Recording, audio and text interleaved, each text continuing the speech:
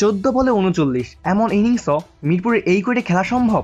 রিশাদ হোসেনের ধুমধার একটা ব্যাটিং দেখে সম্ভবত এমন প্রশ্নই জেগেছে অনেকের মনে। ওয়েস্ট ইন্ডিজের বিপক্ষে দ্বিতীয় ওয়ানডেতে আগে ব্যাট করতে নেমে 213 রানের পুঁজি দাঁড় করিয়েছে বাংলাদেশ। সেখানে বড় অবদান রিশাদের চড় ব্যাটিংয়ের।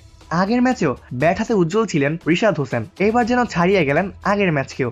9 নম্বরে নেমে রিশাদের ঝড়ো ব্যাটিং এর ফলেই 200 রানের কোটা পার করতে পারে বাংলাদেশ। এর আগের ব্যাটাররা যেখানে রানের জন্য সংগ্রাম করেছিলেন সেখানে 3টি করে 4 এবং ছক্কায় রিশাদ খেলেছেন 14 বলে 39 রানের এক হার না মানা ক্যামিও ইনিংস। এমন ব্যাটিংয়ের দারুণ এক রেকর্ডের নাম লিখিয়েছেন রিশাদ হোসেন। ওয়ানডে ক্রিকেটে এক ইনিংসে অন্তত 30 রান করা ব্যাটারদের মধ্যে সর্বোচ্চ স্ট্রাইক রেট এখন রিশাদের দখলে। 14 বলে 39 রানের ইনিংসে রিশাদের স্ট্রাইক রেট 278.57, ছাড়িয়ে গেছেন মাশরাফি বিন মুর্তজার 275 স্ট্রাইক রেটকে। সমান স্ট্রাইক রেট ছিল সাকিব আল হাসানেরও। এতদিন যৌথভাবে শীর্ষে ছিলেন মাশরাফি এবং সাকিব, এবার তাদের টপকে গেলেন রিশাদ হোসেন। মাশরাফি 16 বলে 44 রানের ইনিংস খেলেছিলেন 2006 সালে কেনিয়ার বিপক্ষে। 16 বলে 44 রানের ইনিংস খেলেন সাকিবও। 2014 সালের এশিয়া কাপে পাকিস্তানের বিপক্ষে সাকিব খেলেন 16 বলে 44 রানের এক ইনিংস।